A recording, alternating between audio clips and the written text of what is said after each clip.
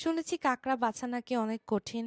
তার থেকেও নাকি বেশি কঠিন এটাকে পরিষ্কার করা। এটাতে নাকি প্রচুর পরিমাণে মাটি থাকে। বাট আমার পার্সোনালি এরকম কিছু মনে হয় না। গতকালকে আমি নিজে কাঁকড়া ট্রাই করেছি আর আমার কাছে মনে হয়েছে এটা খুবই ইজি। আজকের ভিডিওতে আমি দেখাবো আমি কিভাবে এত ইজিলি কাঁকড়াটাকে পরিষ্কার করেছি। ফ্রেশ একটা কাঁকড়ার মধ্যে প্রথমে নখগুলা কেটে ফেলে দিবা, দেন উপর থেকে এরকম শিলপাটা দিয়ে একটা বাড়ি দিবা।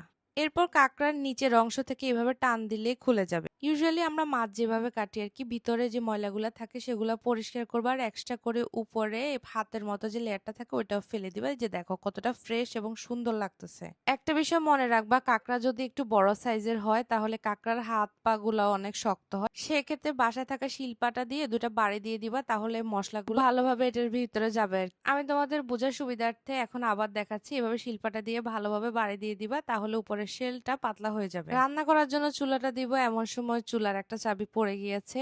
আমি ভেবেছি গ্যাস লিক হবে, কিন্তু আলহামদুলিল্লাহ গ্যাস লিক হয়নি।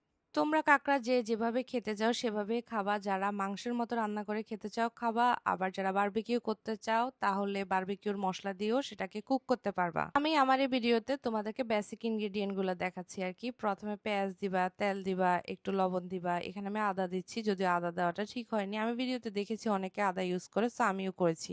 তোমরা তোমাদের টেস্ট অনুযায়ী রসুন দিবা। এই যে দেখতেছো আমি রসুন দিচ্ছি। আর মাস্ট যে জিনিসটা দিবা সেটা হচ্ছে লেবু। লেবুটা দিলে খেতে টেস্টটা ভালো আসবে।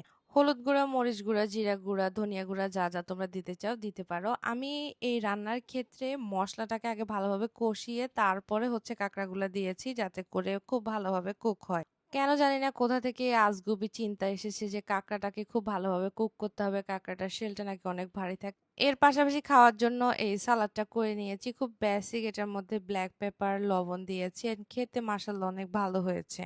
নেক্সট টাইম যখন আমি রান্না করবো তখন বারবিকিউ মশলা দিয়েও একবার ট্রাই করে দেখবো খেতে কেমন হয়। এটাই ছিল আজকের ভিডিও। সবাই ভালো থাকবা। Tata, bye bye.